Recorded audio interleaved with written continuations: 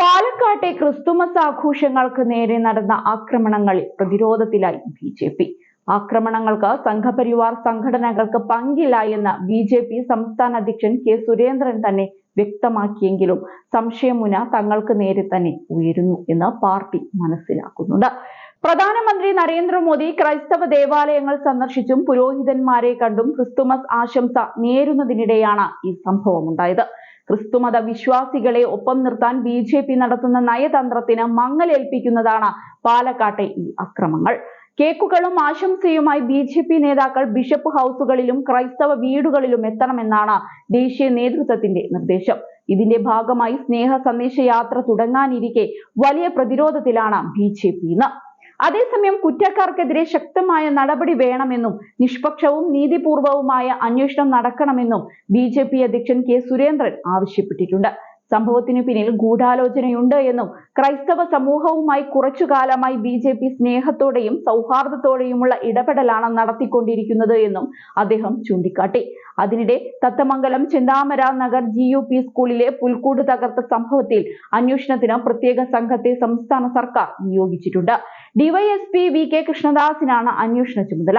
വെള്ളിയാഴ്ച നല്ലേപ്പിള്ളി സ്കൂളിലാണ് ആദ്യം ക്രിസ്തുമസ് ആഘോഷത്തിന് നേരെ ആക്രമണമുണ്ടായത്. VHP പ്രവർത്തകരായിരുന്നു ഇതിനു പിന്നിൽ. സംഭവത്തിൽ 3 പേരെ അറസ്റ്റ് ചെയ്യുകയും ചെയ്തിരുന്നു. ഇവർ VHPയുടെയും ബജ്രംഗദളിന്റെയും നേതാക്കളാണ്. ഇതിനു പിന്നാലെയാണ് തത്തമംഗലം സ്കൂളിലെ പുൽക്കൂടും തകർക്കപ്പെട്ടതായി ശ്രദ്ധയിൽപ്പെട്ടത്. വെള്ളിയാഴ്ച സ്ഥാപിച്ച പുൽക്കൂട് തകർന്നത് തിങ്കളാഴ്ച രാവിലെ സ്കൂൾ തുറന്നപ്പോഴാണ് അധികൃതരുടെ ശ്രദ്ധയിൽപ്പെട്ടത്. സ്കൂൾ കെട്ടിടത്തിൽ ഗ്രില്ലിന്റെ പൂട്ട് തകർക്കാൻ കഴിയാത്തതിനാൽ ഗ്രില്ലിനിടയിലൂടെ കോൽ ഉപയോഗിച്ചാണ് പുൽക്കൂട് തകർത്തിരിക്കുന്നത്. സംഭവം പുറത്തറിഞ്ഞതിനു പിന്നാലെ മന്ത്രി കെ കൃഷ്ണൻകുട്ടി തത്തമംഗലം സ്കൂൾ സന്ദർശിച്ചിരുന്നു. നല്ലേപ്പിള്ളിയിലെ സംഭവവുമായി കൂട്ടി വായിക്കുമ്പോൾ മതസൗഹാർദ്ദം തകർക്കാനുള്ള ചില കുബുദ്ധികളുടെ നീക്കമാണിതെന്ന് സംശയിക്കേണ്ടിയിരിക്കുന്നുവെന്നായിരുന്നു മന്ത്രിയുടെ പ്രതികരണം. 2 സംഭവങ്ങൾക്ക് പിന്നിലും ഒരേ സംഘമാണ് എന്ന സംശയവും അദ്ദേഹം പങ്കുവച്ചിരുന്നു. അതേസമയം ക്രിസ്തുമസ് ആഘോഷങ്ങൾക്ക് നേരെയുള്ള ആക്രമണങ്ങളെ അപലപിച്ച് മുഖ്യമന്ത്രി പിണറായി വിജയൻ രംഗത്ത് വന്നു. സംഘപരിവാർ നടത്തിയ ഇത്തരം ആക്രമണങ്ങൾ കേരളത്തിനും മലയാളികൾക്കും അപമാനമാണെന്ന് മുഖ്യമന്ത്രി പ്രതികരിച്ചു. ഈ സംസ്കാര ശൂന്യർക്ക് എതിരെ നാം ഒരുമിച്ച് നിൽക്കണമെന്നും മുഖ്യമന്ത്രി ഫേസ്ബുക്കിൽ പങ്കുവച്ച ക്രിസ്തുമസ് സന്ദേശത്തിൽ കുറിച്ചിരുന്നു. ഇതിനിടയിൽ യൂത്ത് കോൺഗ്രസും DYFIയും സൗഹാർദ്ദ കരോളുകൾ നടത്തിയതിനു പിന്നാലെ VHP നടപടിയെ രൂക്ഷമായി വിമർശിച്ച് കോൺഗ്രസ് നേതാവ് സന്ദീപ് വാര്യർ രംഗത്തെത്തിയതും ശ്രദ്ധേയമായി.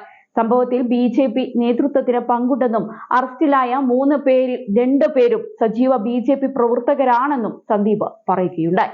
യുവമോർച്ച കേസ് അട്ടിമറിക്കാൻ ശ്രമം നടത്തിയതായും അദ്ദേഹം ആരോപിച്ചു. പാലക്കാട് തിരഞ്ഞെടുപ്പിൽ പ്രചരണ ചുമതലയുള്ളവരാണ് പ്രതികൾ. പാലക്കാട്ടെ BJP സ്ഥാനാർത്ഥിയായിരുന്ന C കൃഷ്ണകുമാറുമായി അടുത്ത ബന്ധമാണ് ഇവർക്കുള്ളത്. BJPയുടെ ക്രൈസ്തവ സ്നേഹം അഭിനയം മാത്രമാണെന്നും സന്ദീപ് തുറന്നടിച്ചു. സംഭവത്തിൽ 3 പേർക്കെതിരെയും ജാമ്യമില്ലാ വകുപ്പ് പ്രകാരമാണ് കേസെടുത്തിരിക്കുന്നത്. ചിറ്റൂർ കോടതിയിൽ ഹാജരാക്കിയ പ്രതികളെ റിമാൻഡ് ചെയ്ത് ചിറ്റൂർ സബ് ജയിലിലേക്ക് മാറ്റിയിരിക്കുകയാണ്. അതേസമയം VHPയുടെ നടപടിയിൽ പ്രതിഷേധിച്ച് യൂത്ത് കോൺഗ്രസ് സ്കൂളിലേക്ക് ഐക്യദാർഢ്യ കരോൾ നടത്തിയിരുന്നു.